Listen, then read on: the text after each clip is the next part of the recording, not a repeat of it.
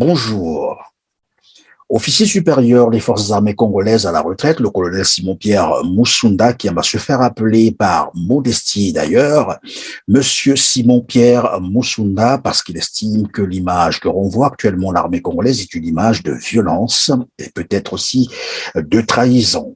Il est notre invité aujourd'hui. Simon-Pierre Moussunda, vous le savez, est le coordonnateur du Congrès pour la Renaissance du Congo, le CRC, une plateforme politique qui lutte pour la restauration de la démocratie et de l'état de droit au Congo-Brazzaville.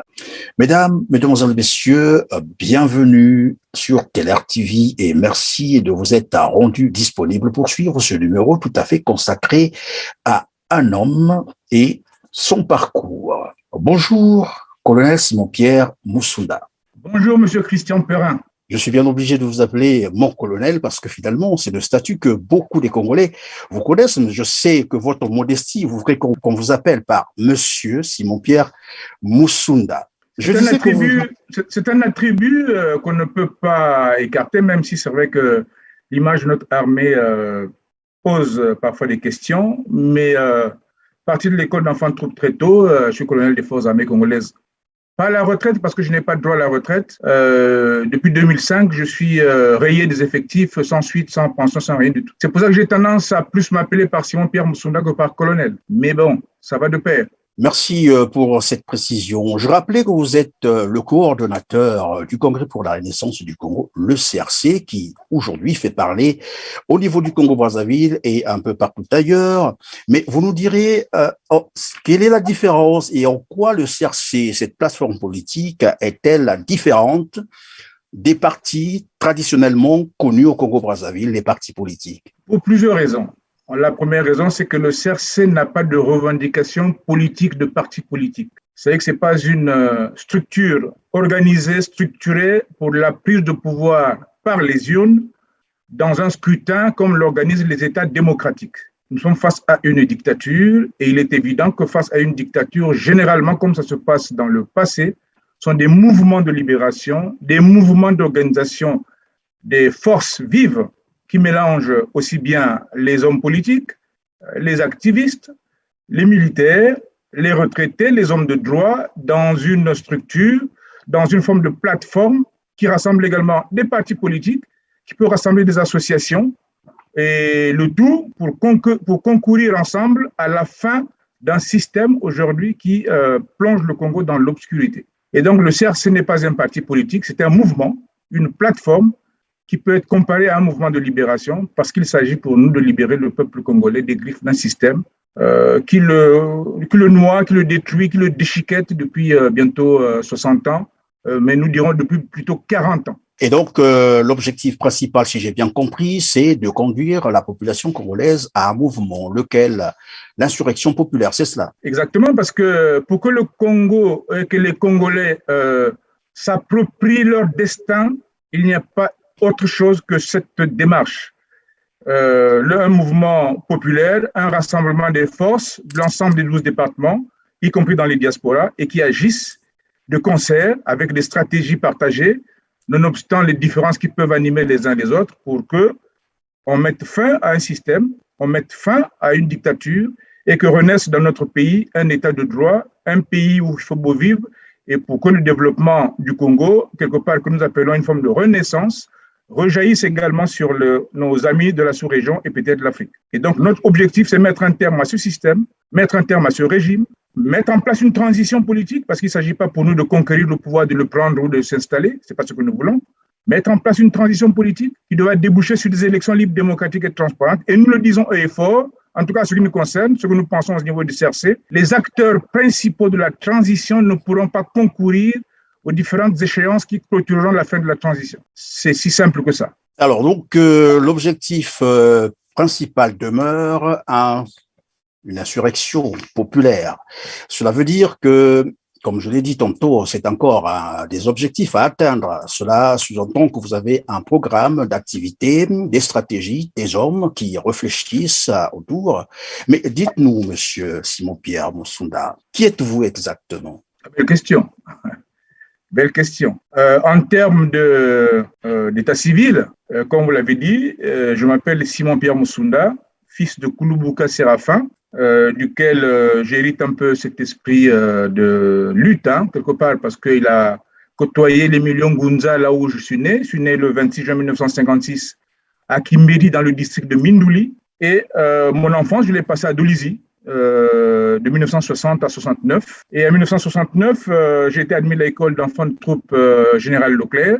J'ai donc quitté ma famille, ma mère, particulièrement, et ma famille, mes soeurs, mes frères, pour me retrouver dans une nouvelle famille, celle des enfants de troupe en ce temps-là. Et ça a été une belle expérience de rigidité, de droiture, de discipline, de cohérence et de formation militaire. Et à l'issue de cette formation, de ce séjour à l'école d'enfants de troupe, avec mon bac, je suis allé en formation d'officier en Russie, en ce temps-là, Union soviétique. Je suis revenu avec le diplôme d'ingénieur des télécommunications militaires, d'officier de commandement des troupes de transmission. Et c'est à ce moment-là que j'ai été affecté dans une unité de transmission de l'état-major général, où j'ai évolué pendant longtemps jusqu'à l'avènement de la conférence nationale et tout ce qui en est suivi. Monsieur Simon-Pierre Musunda, vous sollicitez l'adhésion des Congolais à votre initiative, pour ne pas dire à votre dynamique, votre plateforme qui œuvre, je vais rappeler aux téléspectateurs, pour la restauration de la démocratie et de l'état du droit au Congo-Brazzaville. Mais il serait tout à fait judicieux, bien entendu, que vous disiez aux Congolais qui vous êtes. Tout à l'heure, vous venez de nous décliner un peu votre état, dirais-je, civil, mais qui êtes-vous en termes d'expérience politique, puisqu'aujourd'hui vous vous retrouvez à la tête d'une plateforme politique. Comment vous êtes arrivé là? D'abord, on va parler de votre carrière, parce que j'ai dit d'emblée que beaucoup plus des Congolais vous connaissent sous le statut d'un soldat. On va commencer par là. Vous êtes allé en Union soviétique, vous avez dit, vous êtes rentré, vous étiez jeune lieutenant déjà à 26 ans. C'est ce que j'ai cru comprendre. Exactement. Voilà, jeune lieutenant à 26 ans, ingénieur de télécommunications. J'ai commencé à servir dans les forces armées. C'est du temps du Parti congolais du travail où l'armée était politisée, il y avait l'UGC, il y avait tout. Et les injustices criardes qu'on constatait à notre niveau, parce que le tribalisme était l'élément central de gestion des forces armées, ça se voyait, on le vivait tous les jours, a contribué à cultiver en nous, à beaucoup d'entre nous, une espèce de rejet d'une structure de sécurité et de défense des institutions de la République qui ne correspondait pas à la vision nationale, à la société, à la sociologie congolaise. Donc, ça a commencé à révolter. On a commencé, pour beaucoup d'entre nous, à discuter, à échanger, à envisager des choses parfois qui ne sont pas bonnes à dire. On a longuement travaillé et jusqu'à ce que, à la veille de la conférence nationale souveraine, beaucoup de connexions ont été faites avec les hommes politiques de ce temps-là. On peut citer quelques-uns. Tistet Chikaya, que je rencontrais dans son bureau de l'ECH avant la naissance du RDPS. C'est valable pour les Mungunga Kombongila, les Jean Itadi, la liste est longue avec lesquels on échangeait. Après, ça bascule avec les Bokamba Yangouma, tous ceux qui, au niveau du syndicat, de la Confédération syndicale congolaise, ont commencé à préparer, si vous voulez, la conférence nationale, à l'issue de laquelle, déjà avant la conférence nationale, il y avait la lettre ouverte, qui a permis à certains politiques déjà de se détacher du Parti congolais du travail. Beaucoup d'entre eux étaient des membres du parti, des membres du bureau politique, des membres du comité central. Et donc, ils ont commencé à se rendre compte que ça ne pouvait pas aller loin. Il y avait la chute du mur de Berlin, il y avait la conférence de la Baule, il y avait un certain nombre d'indicateurs au niveau international qui ont fait comprendre aux Congolais que ça ne peut plus continuer. Mais nous pouvons dire ici que le Parti congolais du travail, avec à sa tête le général président, c'est Tark Bouté. Tark Bouté, les Congolais le savent. De guerre là, à un moment donné, ils ont proposé une conférence des partis, conférence simple et je me souviens encore de cette sortie nocturne avec M. Jean-Pierre Tistet Chikaya qui était convoqué par le président actuel dans l'un de ses palais pour certainement le sermonner. Et discrètement, nous avons mis en place un dispositif pour l'accompagner. Je l'avais rassuré, je me souviens, avec d'autres frères d'armes que je ne citerai pas, mais que tout le monde peut connaître.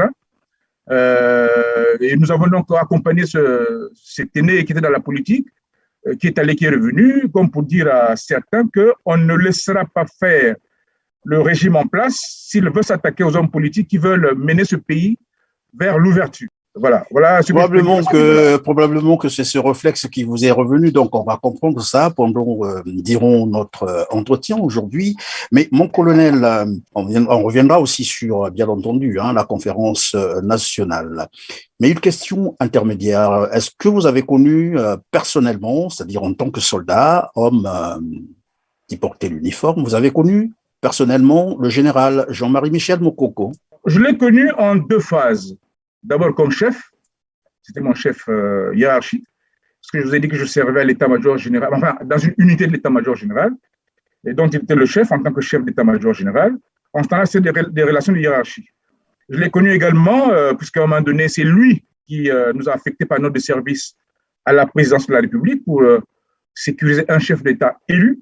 Et c'est à ce titre que nous sommes allés là-bas. Donc, on a obéi aux autres. Chef d'État élu, vous parlez de qui? Le président Pascal Lissouba, en août 1992. Donc, vous êtes affecté là-bas par le général. En ce temps-là, il est général déjà, Jean-Marie Michel Mokoko. Jean-Marie Michel Mokoko, chef d'état-major général des forces armées congolaises. Voilà, qui nous met à la disposition du président pour sa sécurité. Et nous y allons. Je suis arrivé, je me suis occupé dans un premier temps des télécommunications de la présidence de la République. Dans ce cadre-là que nous sommes allés en Afrique du Sud pour monter un projet qu'on avait appelé Présicom, qui devait permettre au président de communiquer aisément avec l'ensemble du territoire, ce que fait un peu Internet aujourd'hui, les réseaux d'Internet. Bon, malheureusement, le projet n'a pas abouti pour des raisons que je ne soulèverai pas ici. En fait, c'est des hommes politiques autour du président et décideurs qui n'ont pas voulu faire aboutir le projet, mais qui l'ont regretté après parce que en 97, quand ça a dégénéré, on s'est rendu compte que les communications ne marchaient pas et que le projet qui avait été programmé, le Présicom, aurait résolu quelques problèmes. Donc voilà, donc je commence comme à ce niveau-là, avant qu'il y ait beaucoup de déflagration et puis tout ce qui est politique, parce qu'il faut que je rappelle ici que nous avions pour mission de sécuriser un homme élu par le peuple pour servir le peuple, mais que nous n'étions pas des hommes politiques, que nous n'assumions pas les responsabilités politiques, nous n'étions pas des membres du gouvernement. Nous étions des soldats de la République mis à la disposition d'un président élu par le peuple congolais qui devait le sécuriser. Et c'est la mission que nous avons conduite jusqu'au bout, jusqu'en 1997, y compris au péril de nos vies. Et donc, j'allais dire, on va repartir. Donc, en 1989, vous vous impliquez dans diverses actions menées au sein des FAC, bien entendu, avant, pendant et après la conférence. Est-ce qu'on peut revenir là-dessus? Quelles étaient vos missions exactement? Bon, peut-être que je reviendrai sur le général Jean-Marie Michel Mokoko parce qu'après on s'est connus dans le domaine politique, dans l'activité politique. Parce qu'on était très proches. Alors, faut-il parler au passé ou au présent? Je vous laisse le soin de choisir. Nous avions eu à ce moment-là des relations beaucoup plus étroites, beaucoup plus serrées pour l'intérêt général en tant que. Nous sommes en quelle année là? En 2016, en 2016. Voilà, en 2016. Période électorale alors? Un peu avant la période électorale, du temps où il était à Bangui, en mission du Congo et de l'unité africaine. Il y a eu des échanges, il y a eu des communications sur le Congo, parce que les soldats qui étaient devenus un peu plus proches des activités des préoccupations nationales commençaient à échanger sur ces questions-là. Et bon, donc voilà un tout petit peu ce que je peux ajouter. Et j'ai oublié de vous dire, quand j'ai eu les premiers contacts avant la conférence nationale, je me souviens encore, je peux en rigoler, de l'écrivain Sonny Laboutansi, qui nous avait réunis un tout petit peu après le pont du Dieu, où on avait mangé les bouillons de légumes, comme ça se mange un peu dans ces milieux, où on analysait ces questions avec les vieux collègues-là, avec beaucoup d'officiers, mais enfin, peu étaient engagés en ce temps-là. Et donc, nous sommes rentrés rapidement dans une espèce d'effervescence politique et qui nous a emprisonnés jusqu'aujourd'hui. Donc, voilà un peu. Et donc, avant la conférence nationale, comme je disais, nous avions mené un certain nombre d'activités. Beaucoup plus de sécurisation de ceux qui travaillaient pour la libération du pays. Et donc, je commençais à les citer, les Tistel, les Kolela et tous les autres, par des canaux parfois un peu détournés. Vous aviez des contacts directs avec eux? Ah oui, bien sûr. Mais avec que ce soit Kolela de façon directe, c'était beaucoup plus avec le défunt écrivain Sonny Laboutansi, à travers M. Mboko Sander, ils sont tous fatigués aujourd'hui, qui est là à Tunisie, qui va certainement se reconnaître dans ce que je suis en train de dire. Il y avait les Mungangila, les Nkombo Kitombo, les Jean Itadi, la liste est longue, avec lesquels on échangeait. De l'autre côté, il y avait les Bokamba Yangouma, avec lesquels il y avait des ponts, les Angédois Pungi. Il y en a qui sont repartis au pouvoir aujourd'hui, que je ne citerai pas. Et puis, il y a eu, dans la même période, l'affaire du Foli Baba, ça parle certainement à certains. Le gouvernement d'en place avec le général actuel président avait arrêté un certain nombre de gens, les Gambeg, les Mirassa, les Gongorankwa, la liste est longue, les colonels Ngangwo. Ils avaient arrêté en les suspectant de poser des actes de vouloir déstabiliser le régime, parce qu'il y avait beaucoup d'actes qui étaient posés sur le territoire national. Hein, mais bon, je ne sais pas si c'était eux seulement. Hein, tout le monde contribuait à poser des actes de façon à obtenir la libération du pays et l'aboutissement de la conférence nationale souveraine. Et ça, on peut le dire pour beaucoup d'entre nous, hein, y compris ceux qui étaient à l'étranger en ce temps-là. Donc, c'est à ce moment-là qu'on commence à entrer, à mettre le pied dans l'action vraiment politique, tout en gardant la veste du soldat, mais du soldat qui se met du côté du peuple. Voilà. Et c'est en 92, donc finalement, que vous êtes affecté à la présidence de la République. Et là-bas, quelles étaient vos missions exactement? Alors, c'est vrai que vous étiez parti pour la sécurisation, mais les missions précises, c'était quoi? Alors, j'ai commencé à dire que à l'arrivée, je m'occupais des télécommunications de la présidence de la République. Je vous ai parlé du projet qui n'a pas abouti pour des raisons que je ne souleverai pas ici. Puis après, j'ai été envoyé en France à Satori, au GSPA, le groupement de sécurité de la présidence de la République, du temps du président Mitterrand, pour une formation parce qu'il fallait créer des unités de sécurité du président de la République, des unités de gendarmerie. Et donc, je suis venu, à l'issue de la formation, je suis rentré. J'avais pour conseiller le colonel Goult Gino, et puis après, il y a eu un autre officier qui était là, avec lesquels nous avons donc monté les unités de la gendarmerie, parce qu'il y avait d'autres qui étaient montées juste après la conférence nationale souveraine. Mais les premières unités qui ont été mises à disposition du chef de l'État pour sa sécurité sont des unités que nous avons mises en place. Donc, c'était un peu la mission particulière que j'avais reçue. Et nous avons l'exécuté, nous avons mis en place ces unités qui ont été formées avec la coopération militaire française pendant un certain nombre de mois. Et ces unités ont été mises en place, qui ont contribué à travailler et à sécuriser le président de la République jusqu'à la fin de 1997. J'étais lieutenant-colonel au début, hein, mais après colonel en 1996, au moment où entrent en action toutes ces unités. Et donc, voilà un peu. Alors, notre mission était claire, comme vous avez commencé à le dire, hein, c'était de sécuriser un chef d'État élu. Ce qu'il faisait politiquement ne nous concernait pas, même si nous avions un point de vue. Ce qui nous concernait, c'est sa sécurité. Et pour sa sécurité, personnellement, nous avions à sécuriser les palais, le palais dans lequel il fonctionnait, parce qu'il y avait des dispositifs internes, hein, la sécurité rapprochée et tout le reste. Bon, ça c'est notre paire de manches, à d'autres qui s'en occupaient. Mais nous avions la mission de sécuriser le palais présidentiel. Et ce qui peut expliquer d'ailleurs que lorsque le 5 juin, déjà le 4 mai 1997, éclate à Ouando des incidents graves, meurtriers. 4 policiers sont abattus alors qu'ils sont en mission par des officiers qu'on connaît aujourd'hui, Abouya et le colonel Ngobo, qui est aujourd'hui le numéro 2 de l'adjoint de Jean-Dominique Okemba.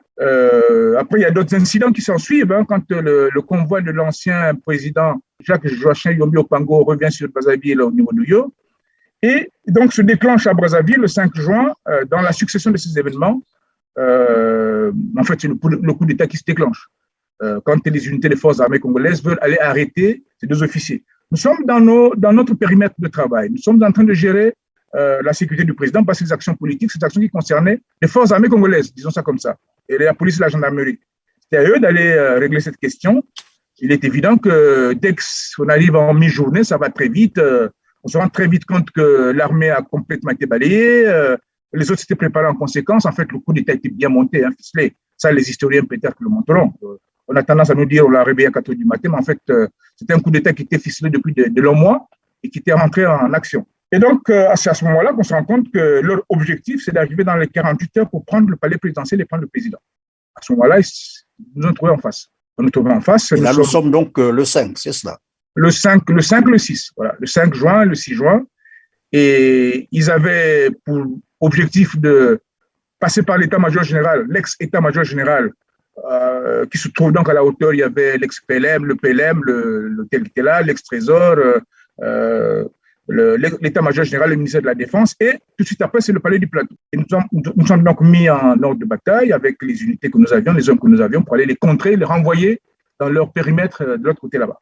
Et nous sommes restés dans ces positions pendant beaucoup d'années, plutôt pendant beaucoup de semaines, jusqu'à ce qu'il y ait cet événement qui aurait pu permettre aux Congolais d'arrêter, aux officiers que nous étions d'arrêter, et aux politiques de comprendre qu'il fallait arrêter. En plein, je crois que ça doit être au mois de juillet-août, il y avait une chambre froide qui était abandonnée, enfin, dont les soldats ne savaient pas qu'il y avait une chambre froide à ce niveau-là, notamment les Cobras et les autres, hein, parce que c'est des affamés, il y avait des gars de la RDC, enfin, beaucoup de monde, c'était un mélange de tout, hein, des Tchadiens de tout. C'était un véritable mercenariat hein, qu'il fallait affronter. Et ils ont découvert donc ce poteau rose, hein, et c'est les Congolais, hein, les Congolais, que ce soit ceux qui étaient avec Sassou, ceux qui étaient avec nous, les soldats c'était les mêmes. Moi, je retrouvais mes soldats qui étaient de l'autre côté là-bas, et ceux de l'autre côté, je retrouvais les soldats qui étaient avec nous, parce que les camps avaient éclaté. Et donc, ils sont regroupés, ils sont retrouvés, ils ont commencé à boire, masta. Et à un moment donné, mon adjoint m'appelle pour me dire, mon colonel, il y a quelque chose là qu'il faut regarder. Et donc, je me mets en observation, je regarde, je vois nos gars qui sont en train de fraterniser avec les gars de Sassou. Et comme quoi, les Congolais peuvent continuer à vivre ensemble. Absolument, absolument. Et donc, je suis redescendu et il y a eu un appel, je crois, de l'autre côté là-bas, qui me dit, bon, il y a quelqu'un qui veut vous voir, mon colonel. Je dis, qui c'est? À votre ancien. Mais je savais très bien que c'est le colonel Ladois, de l'autre côté, qui est mon ancien d'une année à l'école d'Enfantou. Il est venu, donc nous sommes croisés au centre, on s'est vus, il m'a taquiné un peu entre bleu, hein. Lui, il est rentré une année avant moi. Bleu, c'est toi qui m'envoie des coups de cailloux sur la tête. J'ai dit, mais c'est l'ancien qui a commencé. Si l'ancien commence, le bleu riposte. On a rigolé, nous sommes assis, on a appelé la presse. Personnellement, j'ai appelé la presse qui est venue, qui a filmé. Et on a essayé de faire comprendre aux deux parties qu'il fallait arrêter les hostilités, trouver des formules pour que le pays renaisse, que les gens discutent. Voilà. Ça n'a pas abouti pour plusieurs raisons. Mais ça, les historiens trouveront. Et puis, c'était reparti. Et quand c'est reparti, cette fois-ci, c'est avec vraiment une violence extrême. En tout cas, il y a eu toutes les tentatives de négociation à Libreville, une tentative certainement qui a failli démarrer avec le président Laurent Désiré Kabila. Enfin, beaucoup d'éléments, beaucoup d'aspects, mais que nous ne gérions pas parce que nous nous concentrions sur l'action. Notre mission de la République, c'est de défendre le président. Les activités politiques ne nous concernaient pas. Alors, faut-il le regretter? Je ne pense pas parce que ceux qui avaient les missions politiques devaient faire le travail. Et donc, voilà comment après arrivent des moments d'intense, des violences vraiment intenses, jusqu'à ce mois de... En septembre-octobre, par exemple, 1997, Brazzaville est envahie par les armées étrangères et des mercenaires. Comment vous y preniez à ce moment-là? Quels étaient les rapports de force? Il faut dire que s'ils étaient si forts que ça, ils auraient gagné. Leur volonté était claire. Dans les 48 heures, ils voulaient prendre le palais présidentiel. On leur a dit qu'ils ne le prendraient jamais. Et on a repoussé. Il nous est arrivé des moments où on a repoussé les gens au-delà de la gare CFCO. Les gens doivent se souvenir qu'à un moment donné, nos gars ont montré les contacts des trains qu'on avait libérés. Tout, nous sommes arrêtés. Et je me souviens d'ailleurs, j'étais en communication avec le Premier ministre alors, le président Bernard Koléa. Il était en négociation à Libreville. Il était question qu'il signe des accords dans la foulée de ce qui s'était passé à Libreville. Le président Patassé avait séjourné à Brazzaville pour amener un certain nombre de conclusions de ce qui s'était passé à Libreville. Et le président Koléa, je me souviens, il avait dit, bon, vous repoussez parce que c'était trop rapproché de nos positions. On les a repoussés jusqu'au-delà de la gare et nous sommes arrêtés. Mais j'ai même des collègues qui étaient de l'autre côté qui m'ont dit, si vous avez poussé, on est en train de fuir. Mais nous ne sommes pas des sanguinaires, ce n'était pas notre objectif. Nous voulions préserver le périmètre de sécurité du président de la République, de la présidence de la République jusqu'à un niveau donné. Et donc, si nous étions violents, comme j'entends certains le dire, comme ils le sont et tout, je pense qu'on aurait pu les mettre hors de Brazzaville. Hein, c'était à notre côté. Et dans tout ça, quelle était l'attitude du président de la République, son sentiment, comment il vivait tout cela? En tout cas, bon, moi, je dois avouer que je n'étais pas si proche que ça du président dans ces moments, parce que il y avait un certain nombre de personnel hein, qui s'occupait de ces questions en direct. Les rares fois où je discutais avec lui, je sentais quelqu'un qui était ouvert, un patriote qui regrettait, qui ne comprenait pas ce qui se passait, qui se posait des questions, mais qui, bien sûr, avait compris qu'il avait été piégé par un certain nombre de forces nocives, hein, et que la volonté de renversement du général président actuel était une volonté préparée depuis de longues dates. Mais il était ouvert à tout le reste. Hein, et je me souviens même avec le Premier ministre d'alors Koléla, avec le président Yombe et les autres, même quand ils se retrouvaient et tout, c'est peut-être ce qui les a joué un sale tour. Ce n'étaient pas des conquérants. Et nous, à notre niveau, notre objectif, c'est de faire que les choses s'arrêtent, que les gens négocient. Et nous croyons que ce qui se passe à Libreville, les négociations allaient aboutir à une paix pour que les Congolais redémarrent et que le pays reparte. Il n'y avait aucune raison que les gens se déchirent, que les gens s'entretuent. Et donc, ce n'était pas notre mission. Notre mission était claire, sécuriser le palais présidentiel et ses abords et empêcher qu'on le prenne. Voilà.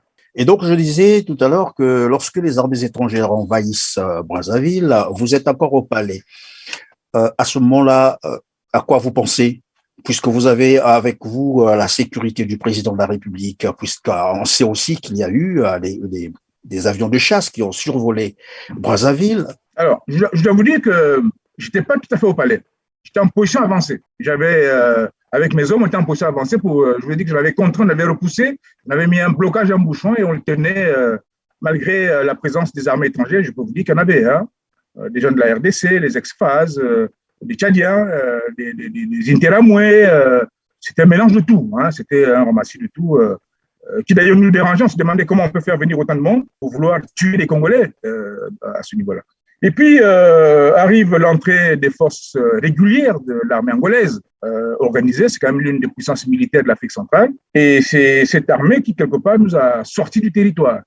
Et donc, quand ils viennent sur le territoire national, après, enfin, notamment à Brazzaville, hein, mais le reste, le général le président l'a assumé, il a clairement dit que les gens sont arrivés à Brazzaville par les ailes, par ceci, enfin, gens l'ont entendu parler. Et donc, quand cette armée arrive sur le territoire national, il est évident que les rapports de force sont totalement déséquilibrés, nous sommes obligés de nous replier. Et quand nous replions, quand nous lâchons nos positions, ben, on est en train de repartir les uns les autres. Je vous ai dit que je n'étais pas tout à fait au palais, j'étais en position avancée, donc il y avait d'autres qui s'occupaient du président. Et donc, au moment où je m'apprêtais à partir, je pose la question quand même à ceux qui étaient là-bas, restent les jeunes. Bon, tout est clean, c'est pas la peine de vous mettre bien en péril, il faut résister tout là. Puis j'entends un qui me dit, mais le président est encore là. Je dis, comment ça, le président n'est pas encore là? On ne l'a pas évacué? Il dit, non, il était encore au palais? Il est encore au palais. On ne l'a pas encore évacué. C'est à ce moment-là que je quitte, mais j'étais en train de rouler, je reviens vers le palais sous le feu de l'armée angolaise, hein, qui pilonnait, l'aviation était au-dessus, l'artillerie légère, l'artillerie lourde, en train de taper sur le palais, et il pleuvait comme de la pluie, des plombs et tout le reste. Il fallait zigzaguer, je vois encore la panique qu'il y avait dans le palais avec les jeunes qu'il y avait, et je rentre, et je vois le président, pour l'une des rares fois, j'ai dû aussi un tout petit peu le temps pour lui dire, il faut partir. On ne peut pas... Moi, la mission que j'avais, c'est celle de sécuriser le palais en poste avancé. Maintenant qu'on ne peut pas résister parce que c'est l'armée angolaise qui est en face de nous, il faut partir. C'est à ce moment-là que j'organise la sortie du président, mais je l'avais entendu dire, hein, je vais mourir ici. Laissez-moi mourir au palais. Et je lui dis, non, ma mission, c'est de te garder en vie, enfin, de vous garder en vie. C'est la mission que la République nous a confiée. Et moi, je l'assume jusqu'au bout. On sort du palais présidentiel, ils sont là, ils sont nombreux hein, qui ont vécu ce moment-là. On organise le convoi sécurisé, on le prend, on l'amène donc après le pont du Djé. Je me souviens même que l'aviation angolaise a tenté de détruire le pont du Djé. Ils ont raté. Je crois qu'ils ont dû faire tomber des bombes de l'autre côté du pont du Djé. Alors finalement, si j'ai bien compris, le but c'était quoi? De tuer le président de la République et puis prendre le pouvoir, c'est ça? Ah oui, mais c'était clair. Moi, je vous entends certains dire on a voulu le laisser partir, nous savions qu'il était là. Il faut être honnête. Hein. Un officier, quand on est général, il faut dire les choses telles qu'elles sont. Il faut être honnête. L'objectif pour le général actuel, président, c'était de le tuer, de prendre le pouvoir, de détruire tout. Voilà. Et donc, quand on arrive, on le raccompagne. En tout cas, je l'accompagne personnellement jusqu'au niveau de la résidence du ministre de l'Intérieur d'alors, Philippe Binkinkita, auquel j'aurai un vibrant hommage, un officier de la droiture qui s'est engagé jusqu'au bout, ministre de l'Intérieur. C'est dommage qu'on perde des frères comme ça, des aînés comme ça en exil. Des gens qui savaient ce que c'est que la République, ce que c'est que la nation. Et donc, je l'accompagne là-bas, on le dépose. Il y avait le président Kolela, le premier ministre Kolela en ce temps-là. Donc, on le dépose à ce niveau-là. Et j'essaie de rattraper quelques soldats qui étaient partis pour essayer de les ramener pour sécuriser le départ du président. Donc, je roule pendant un bon bout de temps. Et quand j'arrive au bout là-bas, bon, je me rends compte que ce n'était pas possible. Quand je reviens, y compris certains frères d'armes, bon, il fallait les mobiliser, qui étaient un peu éparpillés à gauche, à droite. Et à ce moment-là, c'est avant que le président est parti. Mais je ne l'ai pas vu partir. Hein. Quand il est parti pour la suite et tout, quand il est parti de Brazzaville et tout, je n'étais plus dans... J'étais parti pour retrouver les troupes. Quand je reviens, j'étais parti, j'étais plus là. Et voilà pendant tout ce temps, mon colonel, où sont le ministre de la Défense et le chef de l'état-major général? Posez-leur la question, ils vous diront. Je préfère ne pas répondre à leur place. Mais bon, je ne sais pas, je ne peux pas vous dire, parce que c'est des moments de panique et tout. Le ministre de la Défense, je sais que quelque temps avant, il était là. Mais après, je ne peux pas vous dire ce qu'il était devenu. Le chef d'état-major général, c'était le colonel Loulou en ce temps-là, parce que le général Mabika était parti... Enfin, il y a tout ce qu'il y avait, voilà, j'essaie un peu de ne pas... Et le ministre, c'était qui? Le ministre, c'était Tsatima Biala en ce temps-là, qui avait remplacé le général Ayayen. Parce que dans le gouvernement Kolela, c'est Tsatima Biala qui avait été nommé ministre de la Défense. Je crois que ça doit être en septembre ou en août, je ne sais plus trop bien. Voilà qu'elle avait été nommée. Et alors, donc, vous avez dit que après ce travail, on a sorti le président, on a exfiltré le président de la République, et vous étiez toujours resté sur place, c'est cela? Nous sommes restés sur place, après je suis allé à Doulizi. J'ai rejoint ma terre natale. Je ne vous cache pas que je me disais que les choses vont s'arranger, que les gens vont s'asseoir, renégocier, discuter. et redémarrer, et que les soldats que nous étions allions retrouver le travail normal avec des dialogues, enfin, que le pouvoir allait revenir comme président. Parce que nous pensions qu'il y avait une volonté de reconstruire dans les deux côtés. Malheureusement, le coup d'État était un véritable coup d'État préparé et la suite, on la connaît, avec les forces étrangères, les troupes angolaises, les ex-FARC, les dragons rouges, tout ce qu'il y a eu. Et moi, je me suis donc retrouvé à ce moment-là en exil. C'est le premier exil. Je suis parti donc du côté du Gabon. Je me suis retrouvé à Tchibanga, à la frontière congolo-gabonaise, où je me suis installé avec ma famille en catastrophe, avec le peu que je pouvais avoir, en me débrouillant, mais pour garder également le contact avec nos compatriotes sur le territoire, parce que pour nous, il était hors de question de laisser les choses en l'état. Et donc, c'est comme ça qu'on a continué à travailler énormément, jusqu'à ce que, bon, il a failli avoir un incident où ma vie a failli être mise en jeu, parce que malheureusement, une des ministres du gouvernement sortant, pour des besoins pécuniaires certainement, est venue à Libreville dire que j'organisais des gens pour déstabiliser le Gabon, faire tomber un certain nombre de choses afin de venger le président Pascal Lissouba qui avait été renversé, disait-elle, par le président Bongo. Bon, on m'a amené, j'ai dit ce que je savais. C'est une indiscrétion de citer son nom? Oh, je vois que ça ne sert à rien, ça va soulever d'autres. C'est une dame, ministre du gouvernement Koulela, et donc voilà, avec un de nos compatriotes qui était sur place là-bas. Mais bon, je ne veux pas tourner. Alors, oui. Et à la suite, c'était quoi?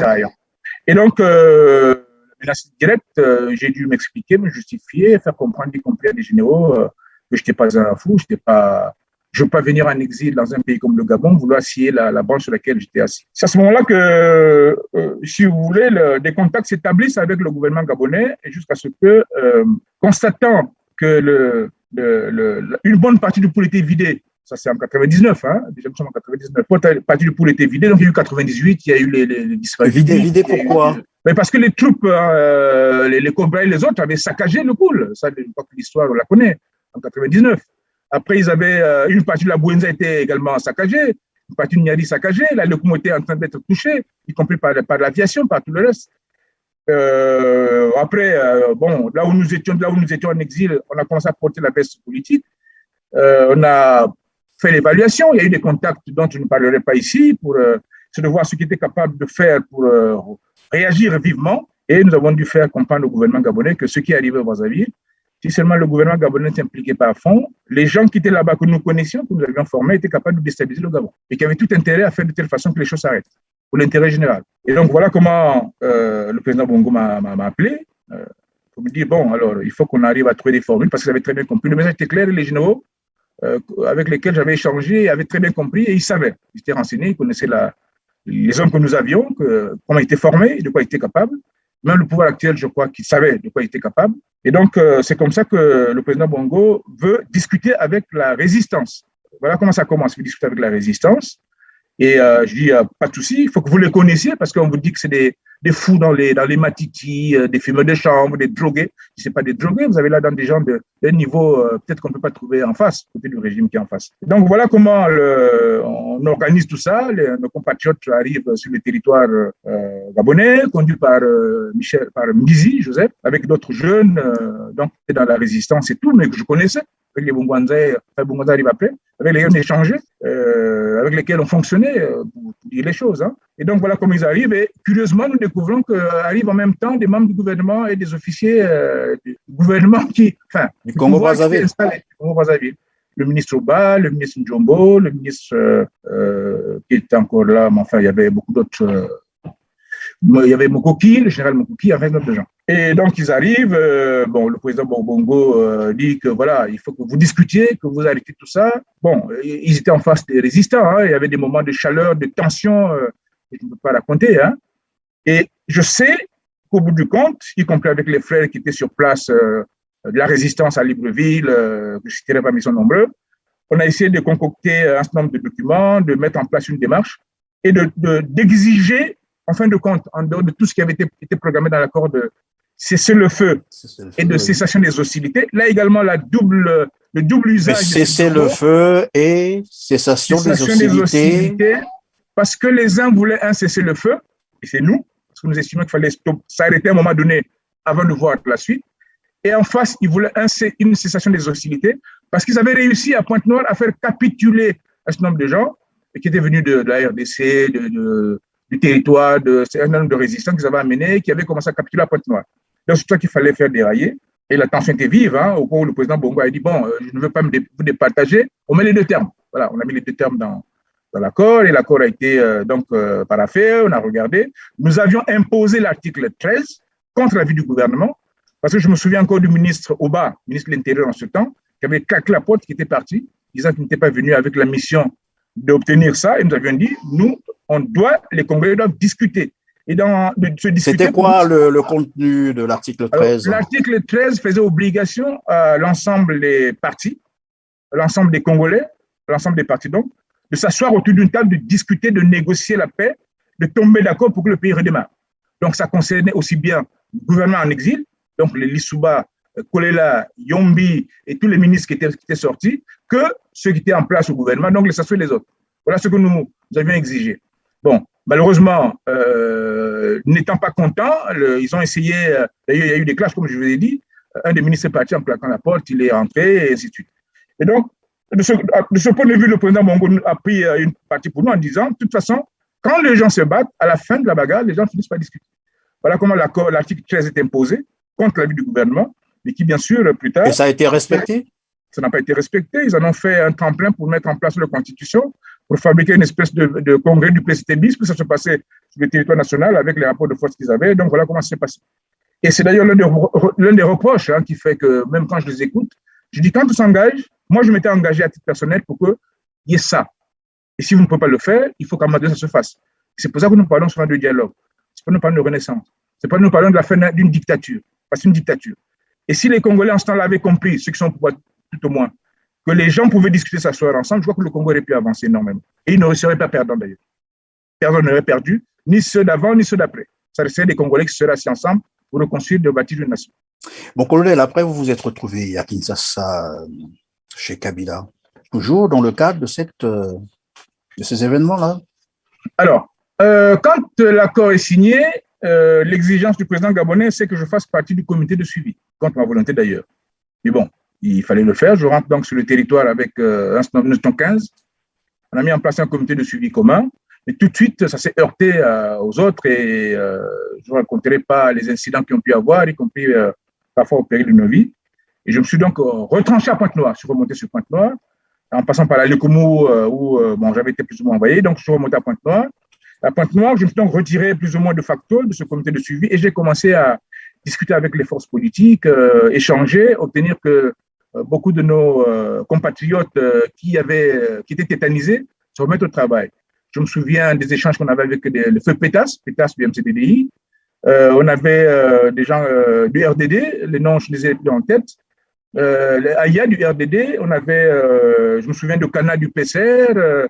J'avais Tiba Apollinaire qui était mon conseiller politique parce que, bon, je dois vous dire qu'un peu avant ça, il y a eu une assemblée générale du Conseil national de la résistance. Je dis bien résistance, pas renaissance, pas république, tel que ça a été dénommé après. Et nous avions réorganisé le CNR. On a mis en place un secrétariat national et tout. Et j'en ai pris la responsabilité, d'ailleurs à la demande des autres. C'est à ce moment-là qu'on a engagé une véritable action politique, diplomatique pour essayer d'obtenir que les choses tassent et qu'on trouve des formules. Et c'est donc dans ce cadre-là que quand je me retrouve à Pointe-Noire, je discute avec toutes ces forces politiques, donc le PADES, toutes les forces qui étaient sur place. Vous retournez à Pointe-Noire quand? En quelle date ça?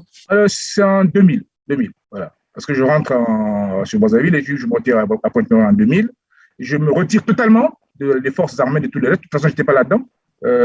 Et donc, je mène ces activités politiques avec les partis politiques, c'est évident, qui étaient pris pour des partis de l'opposition, mais qui étaient tétanisés, qui n'arrivaient pas à s'exprimer et tout.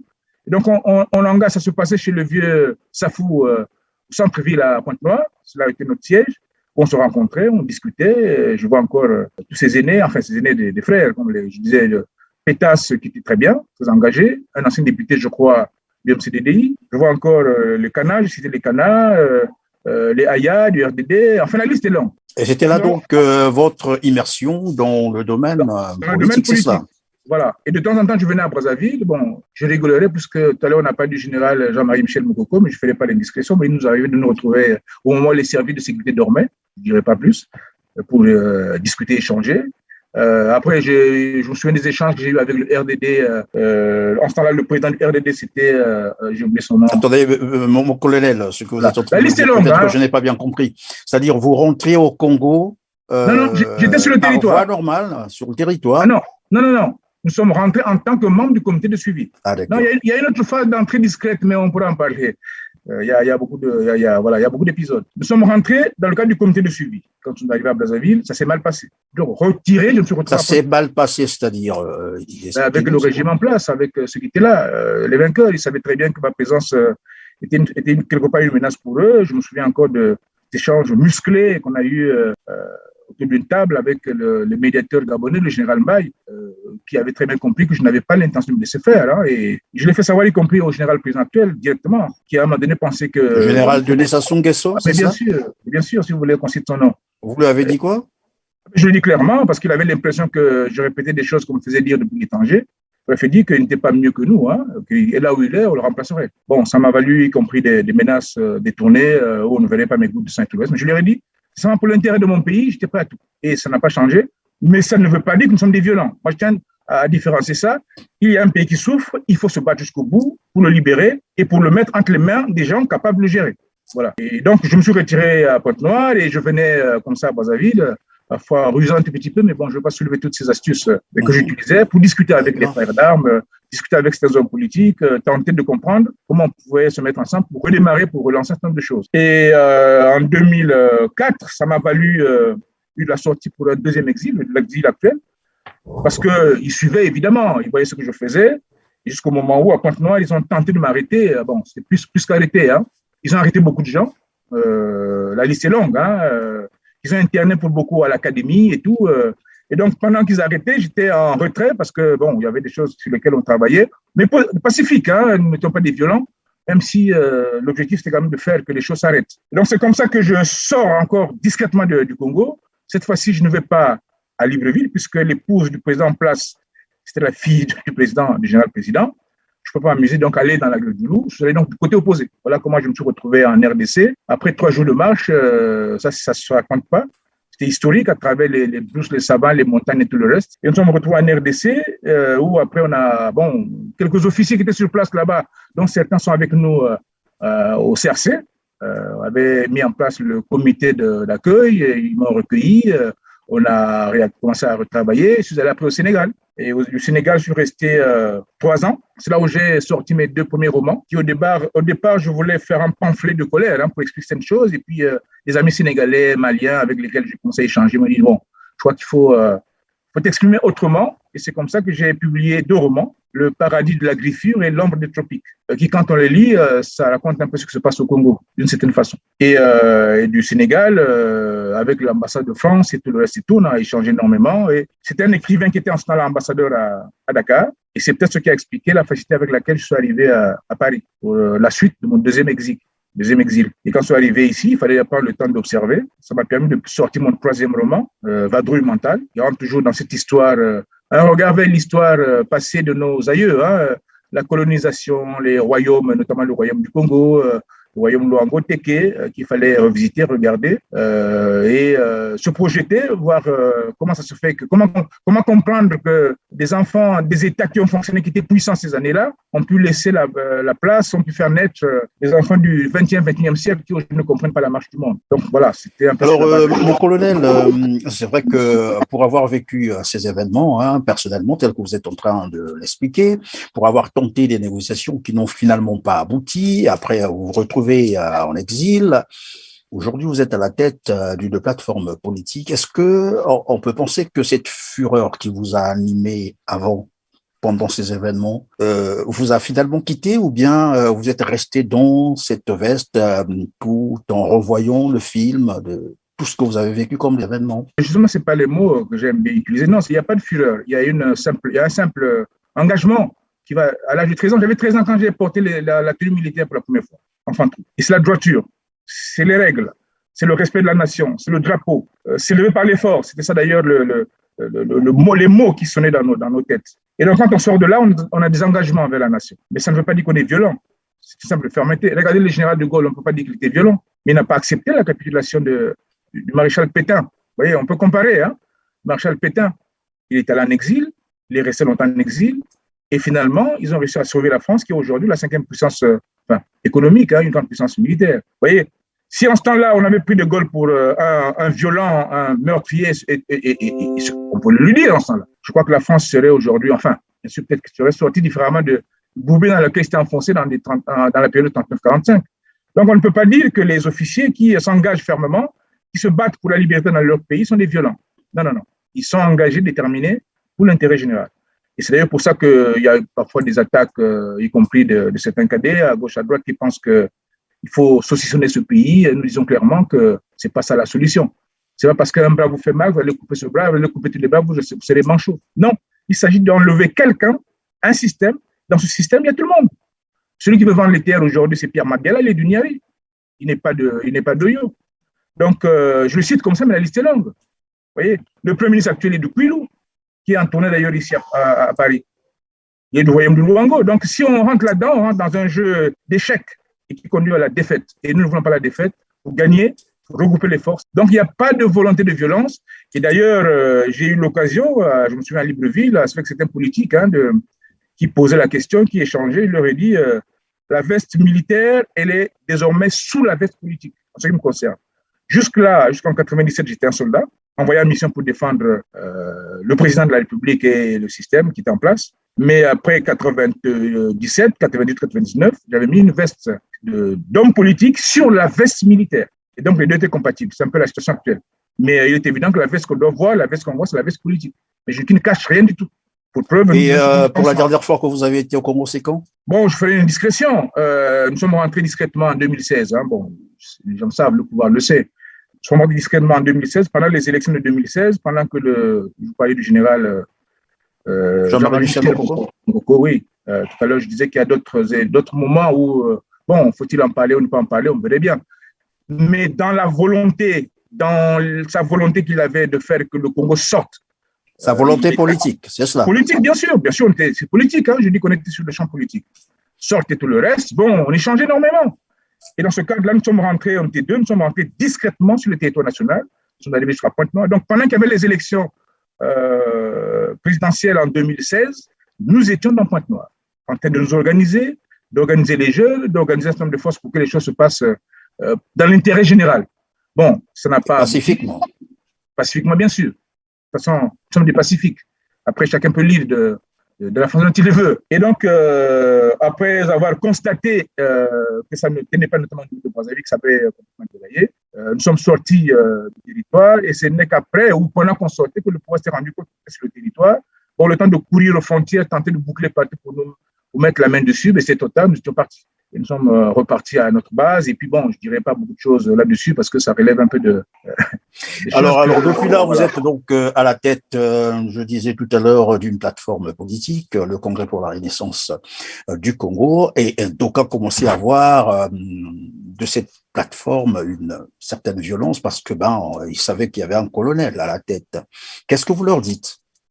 Bon, d'abord, colonel, c'est une attribution, comme on dirait, monsieur le ministre, comme on dirait en général, comme on dirait, monsieur le président, ainsi de suite. Voilà. Ça ne me quittera pas. C'est une attribution de fonction dans laquelle que j'avais assumé depuis extrêmement longtemps. Ça, c'est un. Deuxièmement, l'avantage que j'ai de la formation de militaire, c'est la droiture. C'est le respect, c'est l'engagement, c'est la fermeté et c'est l'esprit de la nation, le rassemblement des forces. Voilà comment je peux répondre à ceux qui pensent que je suis violent. Et troisièmement, je dirais à ceux-là que la violence est du côté de ceux qui ne sont plus de violents. Parce qu'en réalité, on veut créer une situation pour brouiller les pistes.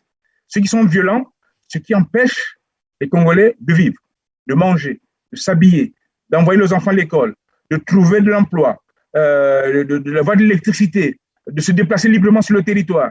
Ceux qui empêchent ceux qui sont en exil de rentrer, ceux qui empêchent ceux qui sont sur le territoire de se mouvoir, ceux qui mettent en prison les hommes politiques. J'ai encore entendu aujourd'hui le Premier ministre, parlant des prisonniers que nous savons qui sont politiques, même au niveau international, au niveau de l'ONU, ils sont reconnus comme des prisonniers politiques.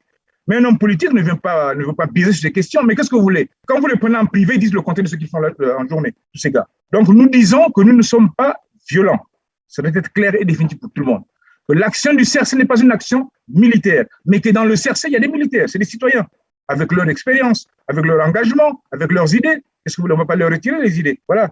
Donc, le CRC a des ambitions qui sont claires. Nous voulons faire renaître ce pays qui, pendant plus de 60 ans, et particulièrement pendant la période du régime actuel, a plongé ce pays dans le noir, dans l'obscurité. J'ai entendu le Premier ministre encore à la télévision dire que la dette, il l'a ramené à 95%, alors qu'elle a près de 110%. Dans la région d'Afrique centrale, au niveau de la CEMAC, c'est 70% la norme. Ils sont surpris qu'on ne les reçoive pas, qu'on ne leur donne pas de l'argent et tout le reste. Qu'est-ce que vous voulez? On ne vous prend pas au sérieux. On ne prend pas au sérieux, donc ça n'ira pas loin.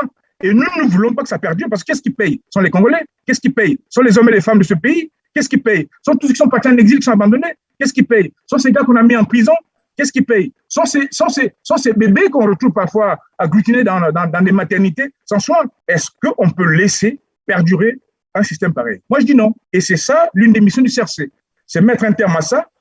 Deuxièmement, les Congolais doivent s'asseoir. Ce que j'ai dit de l'article 13 de l'an 2000, sur les accords, il faut que les Congolais s'asseyent, discutent, s'échangent, pensent les plaies, parce qu'il y a beaucoup de plaies, il y a beaucoup d'incompréhensions, qui sont parfois basées sur des entités ethniques, des entités sociologiques.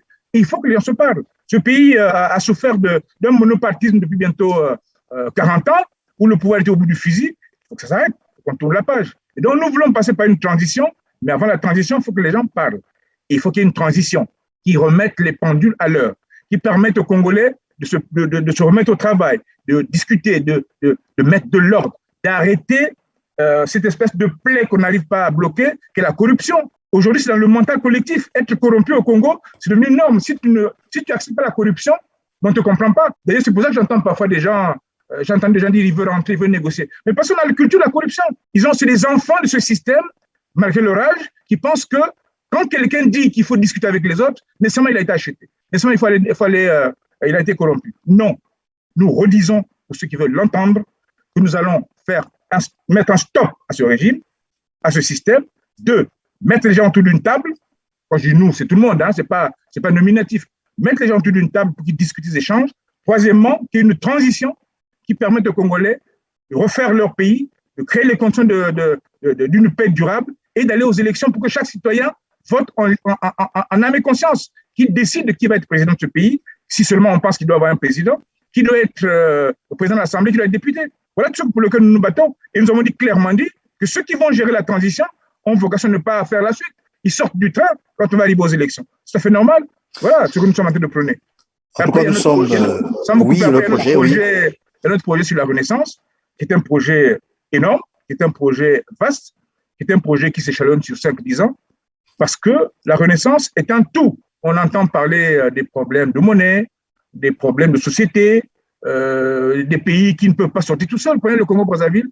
Qu'est-il capable de faire avec ses 5 millions d'habitants? Qu'est-ce qu'il est capable de faire au cœur de l'Afrique? Rien du tout. S'il ne se met pas en harmonie, en musique avec les autres pays, avec les autres citoyens, il n'ira nulle part. Donc, il y a un besoin de renaître même au niveau de l'Afrique. Et quand nous parlons de renaître au niveau de l'Afrique, il y a toute la communauté africaine, afro-américaine, afro-européenne et américaine et européenne, de toute façon, qui ont besoin d'une Afrique qui marche, qui avance avec toutes les pandémies qu'on a aujourd'hui. Regardez ce qui se passe au niveau de l'Afghanistan.